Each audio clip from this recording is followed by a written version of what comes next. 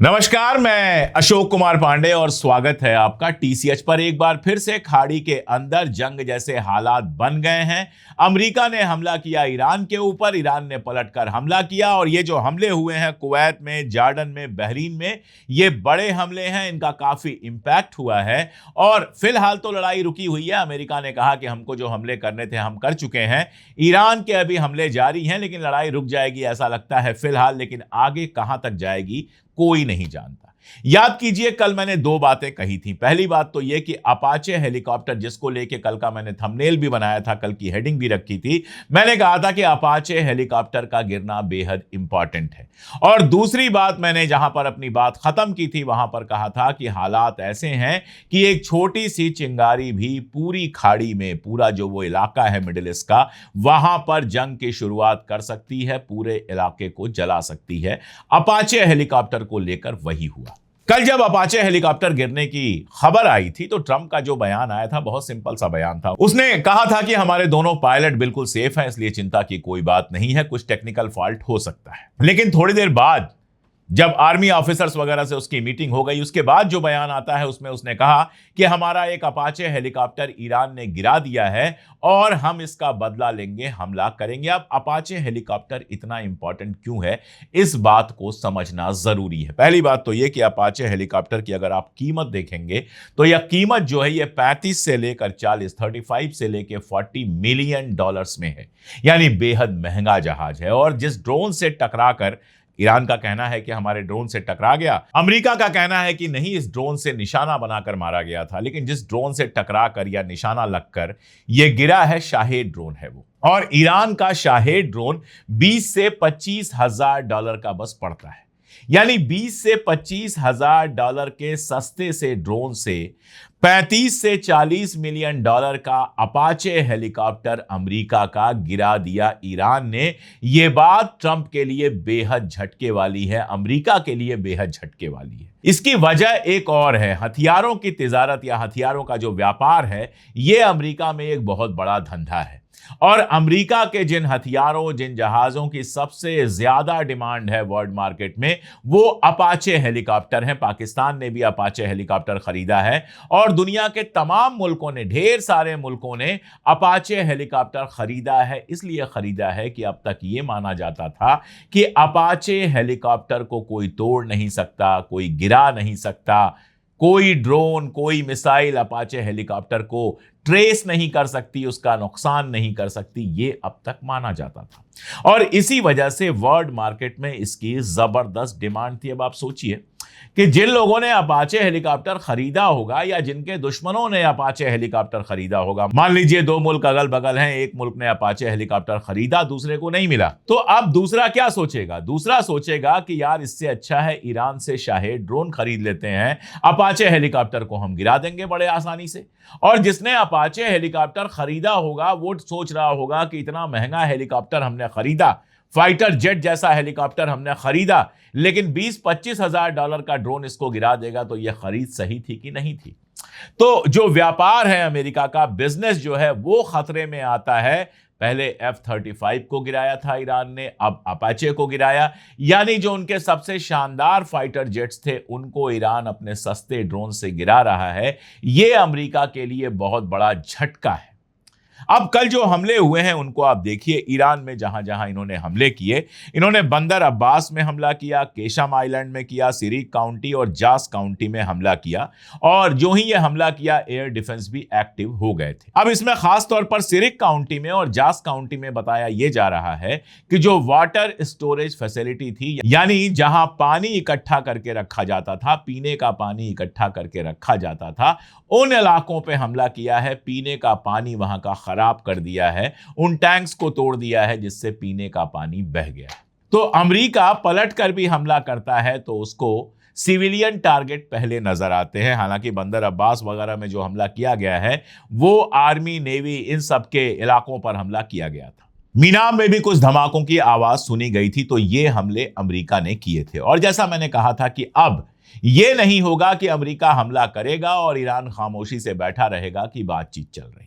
अब तो बहुत क्लियर होगा कि अगर हमला होगा, हालांकि अमेरिका ने कहा यह डिफेंसिव था, सेल्फ डिफेंस था, मतलब अमेरिका कहां है, ईरान कहां है, ईरान से अमेरिका को किसी तरह का कोई खतरा नहीं है, ईरान के पास कोई ऐसी मिसाइल नहीं है जो अमेरिका तक पहुंच सके, तो अमेरिका को सेल्फ डिफेंस में अपने इलाके से हजारों किलोमीटर दूर ईरान पर अटैक करना पड़ता है। यह सुन के ही हंसी आती है, यह सुन के ही समझ में आता है कि अमेरिका इजराइल के चक्कर में किस बवाल में फंसा हुआ है।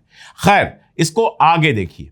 ईरान ने तुरंत पलटकर अटैक किए और ईरान ने इस बार सीधे, चूंकि अमेरिका ने अटैक किया था, जब इजराइल ने अटैक किया तो इजराइल के ऊपर अटैक किया, लेकिन अमेरिका ने अटैक किया था तो अमेरिकी जो अड्डे हैं उनके ऊपर अटैक किया। और इस बार खास जो मेहरबानी ईरान की हुई वो जॉर्डन के ऊपर हुई। बताया यह जा रहा है कि जॉर्डन में 20 से ज्यादा हमले किए गए और इनमें से एक हमला F-35 हैंगर यानी F-35 जो जहाजें अमेरिका की हैं वो जहां पर रखी हुई हैं, जिस हैंगर पे रखी हुई हैं, उस हैंगर पर हमला किया।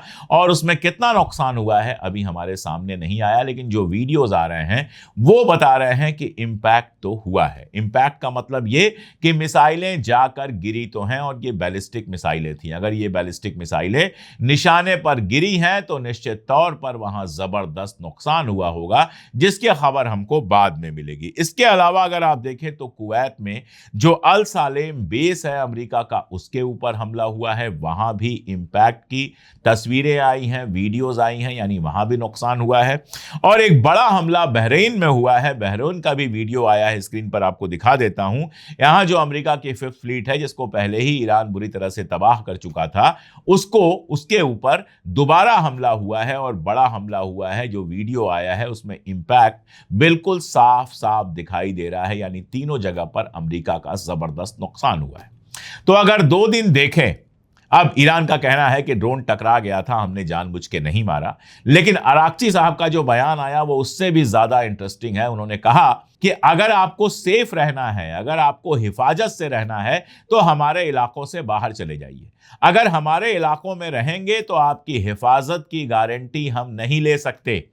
यानी उनका कहना यह है कि स्ट्रेट ऑफ होर्मुज ईरानियन इलाका है, यहां आपने नाकाबंदी करके रखी है, यहां आप जहाजें उड़ा रहे हैं और यह इलाका हमारा है, इसको हम सेफ रखेंगे तो आगे भी इस तरह के हमले हो सकते हैं। यानी ईरान सॉरी कहने की जगह बता ये रहा है कि स्ट्रेट ऑफ होर्मुज अगर खाली नहीं करोगे तो वहां अभी और हमले हो सकते हैं। जॉर्डन के बारे में भी कल मैंने बात की थी कि जॉर्डन को धमकी बहुत क्लियर दी है ईरान ने कि अगर तुम्हारे इलाकों का इस्तेमाल होता रहेगा तो हम तुम्हारे ऊपर हमला करेंगे। आप देखिए, इस बार यूएई पर हमला नहीं हुआ है कोई सा, सऊदी अरबिया पर भी कोई हमला नहीं हुआ है। सारे हमले जॉर्डन, कुवैत और बहरीन पे हुए हैं। बहरीन तो सीधे सीधे आप कह सकते हैं अमेरिका का एयरबेस है और ईरान के सबसे करीब है। और जॉर्डन ने कल जब ईरान हमला कर रहा था इजराइल के ऊपर तो ईरानी मिसाइलों को इंटरसेप्ट करने में मदद की थी, इंटरसेप्ट की थी। तो आज जब हमला किया ईरान ने तो जॉर्डन के ऊपर जबरदस्त हमला किया, कुवैत में अमेरिकन एयरबेस पर हमला किया और बहरीन पे हमला किया। इन तीनों स्टेट्स पे हमले का मानी यह है कि बाकी स्टेट्स भी अगर अमेरिका का साथ देंगे तो ईरान दोबारा से उन पर अटैक करने में जरा सा भी हिचकेगा नहीं। इसलिए बहुत सीधी सी बात है कि अगर यह मामला बढ़ता है, और मैं बार बार कह रहा हूं कि आपको सारी खबरें ऐसी दिखाई देंगी कि नहीं नहीं हो गया, कोई बात नहीं, अब तो हो गया, ऐसे खबरें क्यों दिखेंगी? क्योंकि ये जंग होते ही, जैसे ही ये अटैक और काउंटर अटैक हुए हैं, क्रूड ऑयल की प्राइस बढ़ गई है। और क्रूड ऑयल की जो प्राइस बढ़ी है वो इसलिए क्योंकि उसकी इन्वेंट्री घट गई है, सप्लाई घट गई है। और ऑयल की प्राइस घटते ही ट्रंप साहब का बीपी थोड़ा ऊपर नीचे होने लगता है। इसलिए खबरें चलाई जाती हैं कि नहीं नहीं ये तो डिफेंसिव हमला था, हमने हमला कर दिया, अब आगे हम हमला नहीं करेंगे, डील होने वाली है, फला ढिमका, ताकि ऑयल का मार्केट फिर से लाइन पर आ जाए। लेकिन ये जंग जो है वो खत्म नहीं हुई है, ये पहली बात साबित हो गई। और दूसरी बात जो मैं लगातार कह रहा हूं कि ये जंग कभी भी दोबारा शुरू हो सकती है। कल जो हुआ है अगर वो जंग नहीं है तो और क्या है? जंग में और नया क्या हो रहा था? यही हो रहा था ना कि अमेरिका ईरान के ऊपर अटैक कर रहा था, ईरान पलटकर अमेरिकी बेसिस पर हमला कर रहा था।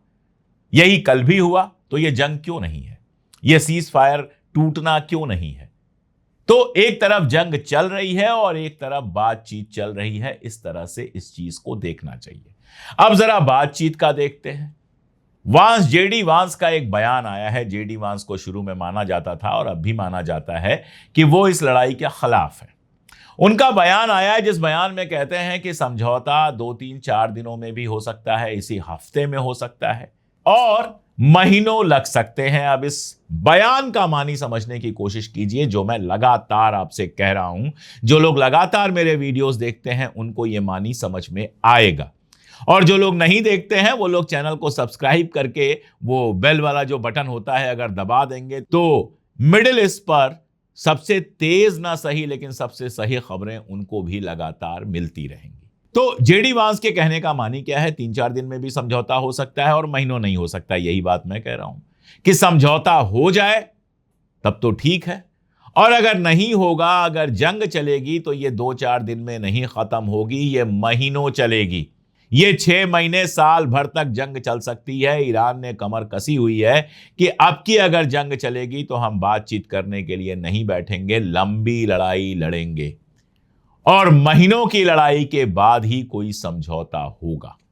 और इस महीनों की लड़ाई में मिडिल ईस्ट के अंदर खास तौर पर जो अरब मुल्कों के अमेरिकी ठिकाने हैं उनको पूरी तरह से खत्म करने की कोशिश करेगा ईरान, और साथ में अगर ईरान के ऑयल और पावर सेक्टर को निशाना बनाया जाएगा तो वो पूरे मिडिल ईस्ट में ऑयल और पावर सेक्टर को निशाना बनाएगा, अरब मुल्कों के यहां भी और साथ में इजराइल के यहां भी। ये लड़ाई लंबी ही सिर्फ नहीं चलेगी, ये लड़ाई वर्ल्ड इकॉनमी के लिए तबाही लेकर आएगी। ऑयल की सप्लाई बहुत लो होगी, प्राइसेस बहुत ऊपर जाएंगी और लोग सड़कों पर दिखाई देंगे अपनी सरकारों के खिलाफ, क्योंकि जिंदगी सबकी बेहद मुश्किल होती जाएगी। तो पूरा वर्ल्ड एक सिविल वार में जा सकता है अगर यह लड़ाई लंबी चली तो। उधर 2 खबरें और आई। यह खबर यह आई कि मीटिंग हुई इजराइल में, और इजराइल की मीटिंग में जो वहां के आर्मी के चीफ हैं एयाल ज़ामिर, उन्होंने कहा कि हो सकता है आने वाले वक्त में हमको ईरान से अकेले लड़ाई लड़नी पड़े। मतलब इतनी ताकत का मुजाहिरा करते हैं, खुद को इतना मजबूत मुल्क कहते हैं, लेकिन ईरान से लड़ाई अकेले करनी पड़ेगी, ये उनके माथे पर बल पैदा कर देता है। अब ये बात क्यों कही गई? क्योंकि हकीकत यह है कि भले लड़ाई चल रही है लेकिन ट्रंप किसी भी तरह से समझौता चाहता है, ये सब जानते हैं। सारा जो मामला फंसा हुआ है वो 2 ही चीजों पर फंसा हुआ है। अब पहला तो यह कि न्यूक्लियर वाला मामला, और दूसरा ये कि स्ट्रेट ऑफ हॉर्मुज पे किसका कंट्रोल होगा। कल एक और खबर आई थी, अब ये खबर कितनी पक्की है मैं नहीं जानता, लेकिन यह खबर सोशल मीडिया पर बहुत चली और कुछ जिम्मेदार लोगों ने यह कहा, कान न्यूज जो इजराइल का है उसने भी यह खबर चलाई। कहना यह है कि कतर ने एक डील ब्रोकर की थी जिसमें ईरान को $3 बिलियन हवाई जहाज में भरकर पहुंचाए गए थे, और उसके बाद ईरान ने इजराइल के ऊपर अटैक करना बंद किया था, वरना ईरान इजराइल के ऊपर लगातार अटैक करता रहा। तो फ्रोजन एसेट वाला मामला तो है ही, और फ्रोजन एसेट वाले मामले पर एक हद तक मुझे लगता है समझौता हो गया है। भले अभी तुरंत सारे के सारे एसेट ना डिफ्रीज किए जाएं, लेकिन साल 6 महीने में अमेरिका उनको धीरे धीरे डिफ्रीज कर सकता है। ये हो सकता है, ये कोई बड़ी बात नहीं है। असल जो मामला फंसा हुआ है वो न्यूक्लियर पे फंसा हुआ है और साथ में स्ट्रेट ऑफ हॉर्मुज पे फंसा हुआ है। देखिए, मैं बार बार कहता हूं कि अमेरिका को किसी तरह से जीत दिखानी है, ट्रंप को किसी तरह से दिखाना है कि हम जीत गए। कल जो केंट जो उनके टीम में थे और जिन्होंने इस्तीफा दे दिया था, उनका ट्वीट आया कि ये जो हमले किए हैं अमेरिका ने ईरान के ऊपर, इसी को जीत की तरह दिखाकर ट्रंप इस लड़ाई से बाहर जा सकते हैं। तो एक तो ये हो सकता है कि कुछ ऐसे हमले कर लिए जाएं जिसको जीत जैसा दिखाया जाए, लेकिन आप जीत दिखाओगे और उसके बाद भी एटॉमिक वाले मामले पर, न्यूक्लियर वाले मामले पर कोई पॉजिटिव समझौता आपको नहीं मिलेगा जो आप अमेरिका की जनता से कह सको कि देखो हम फायदे में हैं, तो अमेरिका में आपकी बात कोई और सुनने वाला नहीं है। इसलिए मिड टर्म इलेक्शन के पहले ट्रंप चाहता है कि समझौता हो जाए और समझौते में इस लड़ाई को ऐसे कुछ करे वो कि जीत की तरह पेश कर सके, और ईरान उसको इसका कोई मौका देने को तैयार नहीं है। ईरान अपना जो एनरिच्ड यूरेनियम है उसको, एनरिचमेंट उसका कम करने को तो तैयार है, लेकिन अमेरिका को किसी भी हाल में देने को तैयार नहीं है। और अमेरिका ने इसको नाक का सवाल बना लिया है कि एनरिच्ड यूरेनियम हमारे पास आ जाए। ऐसे ही स्ट्रेट ऑफ हॉर्मुज को ईरान अब छोड़ने को तैयार नहीं है। ईरान ने कभी दावा नहीं किया, पिछले 40 साल से स्ट्रेट ऑफ हॉर्मुज में जहाजें आ रही हैं, जा रही हैं, ईरान ने कभी दावा नहीं किया कि स्ट्रेट ऑफ हॉर्मुज हमारा है। कभी भी किसी जहाज को परेशान नहीं किया, चाहे वो इजराइल से आ रही हो चाहे कहीं से आ रही हो। लेकिन यह धमकी जरूर दी कि अगर हमारे वजूद पर खतरा पैदा हुआ, अगर हमारे ऊपर अटैक हुआ, तो हम स्ट्रेट ऑफ हॉर्मुज को बंद कर देंगे। इन लोगों ने बहुत सीरियसली लिया नहीं, इनको लगा कि अरे कोई नहीं कह रहा है, बंद नहीं कर पाएगा, हम खुलवा लेंगे, लेकिन स्ट्रेट ऑफ हॉर्मुज को 100 दिन से तकरीबन बंद करके ईरान ने यह बता दिया है दुनिया को कि स्ट्रेट ऑफ हॉर्मुज हथियारों से खुलवाना किसी के बस की बात नहीं है। अब आप ये बताइए कि समझौते के नाम पर वो स्ट्रेट ऑफ हॉर्मुज क्यों छोड़ेगा? जहां से उसको इतना टॉल मिल सकता है कि उसकी इकॉनमी फिर से खड़ी हो जाए, उस जगह को वो समझौते के नाम पर क्यों छोड़ेगा? और ये दो मामले इसीलिए जब तक फंसे हुए हैं तब तक जंग कभी भी शुरू हो सकती है। लेकिन अगर ये दो मामले सुलझ गए तो जंग खत्म कर देगा अमेरिका, ट्रंप निकल लेगा। अब ट्रंप तो निकल लेगा, लेकिन क्या इजराइल भी ट्रंप की बात सुन के जंग हमेशा के लिए खत्म कर देगा? क्योंकि जो शर्तें हैं उसमें हिजबुल्लाह के साथ जंग खत्म करने और हमास के साथ भी जंग खत्म करने की बात है। मैंने बार बार कहा है कि इजराइल जिस तरह का जंगखोर मुल्क है, उसके लिए बिना जंग के रह पाना बहुत मुश्किल काम है। ऐसे में इजराइल ईरान से अकेले लड़ने की बात सोच रहा है। जो जामिर हैं उन्होंने ये भी कहा कि इजराइल ईरान पर फिर हमला कर सकता है और ये हो सकता है, वो हो सकता है। लेकिन 12 रोजा जंग में हमने बहुत कायदे से देखा है कि इजराइल जब सीधे ईरान से लड़ता है, और आप याद कीजिए 12 रोजा जंग में ईरान ने किसी मिडिल ईस्ट दूसरी कंट्री को नुकसान नहीं पहुंचाया था, सीधे इजराइल से हमला किया था, जबकि सब इनडायरेक्टली इजराइल की मदद कर रहे थे, ईरान के मिसाइल्स को रोक रहे थे, इंटरसेप्ट कर रहे थे। इस बार तो रास्ता खुल गया है। अगर जॉर्डन जैसा मुल्क इजराइल पर जा रही मिसाइलों को रोकेगा तो किसी भी तरह की छूट नहीं देगा ईरान, जॉर्डन के ऊपर भी हमला करेगा और जबरदस्त हमला करेगा। और ईरान ने दिखाया है कि एक साथ इन सारे अरब मुल्कों पे हमला करने का पावर उसके पास है, कैपेसिटी उसके पास है। तो इजराइल में जो बर्बादी होगी वो तो 12 रोजा जंग में हमने देखा ही है, लेकिन इन मुल्कों में भी तबाही होगी और इन मुल्कों के पास एक ही रास्ता रह जाएगा कि चुपचाप बैठे रहें, लड़ाई देखते रहें, ना इजराइल के साथ खड़े हों ना ईरान के साथ खड़े हों। अगर ऐसा नहीं किया तो ये मुल्क भी बर्बाद होंगे और तब इजराइल के पास एक और रास्ता बंद हो जाएगा। जो आधी मिसाइलें जॉर्डन वगैरह में इंटरसेप्ट हो जाती थी वो भी नहीं हो पाएंगी, और अगर ये हाल हुए तो इजराइल का वजूद वाकई खतरे में पड़ने की कंडीशन में पहुंच जाएगा। इसलिए धमकी कितनी भी दे दे इजराइल, लेकिन अकेले जब लड़ने की बारी आएगी तो वो फिर अमेरिका के हाथ जोड़ेगा और किसी तरह से जंग में शामिल होने की बात करेगा। इसीलिए ईरान कह रहा है कि अगर सीज फायर फाइनल होता है, जंगबंदी फाइनल होती है या जंग खत्म होती है, तो यूएनएससी के प्रपोजल से होनी चाहिए। अमेरिकन कांग्रेस में ऐसा प्रस्ताव आना चाहिए कि आगे कोई ये दोनों देश एक दूसरे के ऊपर हमला नहीं करेंगे, ताकि अगर इजराइल हमला करने की हिम्मत करे तो अमेरिका उसमें शामिल ना हो सके और ईरान इजराइल को मजा चखा सके। इसलिए सारा मामला बहुत उलझा हुआ है। और मैं फिर कहूंगा आपसे, जैसे कल मैंने कहा था कि आज की रात देखिए क्या होता है, मैं फिर कहूंगा कि 2-4 रातें और देखिए बहुत खुश होने से पहले। अगर आप इस बात के लिए खुश हैं कि समझौता होने वाला है तो भी 2-4 रात और देखिए, और अगर आप इस बात के लिए खुश हैं कि जंग शुरू हो रही है तो आपकी खुशी बेहद खतरनाक है, क्योंकि आज की खुशी महीनों और बरसों की तबाही में, दुनिया की तबाही में बदल सकती है। इसलिए यही मनाइए कि ट्रंप को बुद्धि मिले, ईरान की शर्तें माने, अमेरिका में नए झूठ बोले जीतने के और इस जंग को ख़त्म करे। यही उसके लिए बेहतर है, यही ईरान के लिए बेहतर है, यही मिडिल ईस्ट के लिए बेहतर है और यही सारी दुनिया के लिए बेहतर है। अभी तो इतना ही। आगे जैसे जैसे खबरें आती जाएंगी मैं अपडेट करता जाऊंगा। चैनल को सब्सक्राइब जरूर कर लीजिए, सब्सक्राइबर बढ़ते रहते हैं तो अच्छा लगता है देखकर।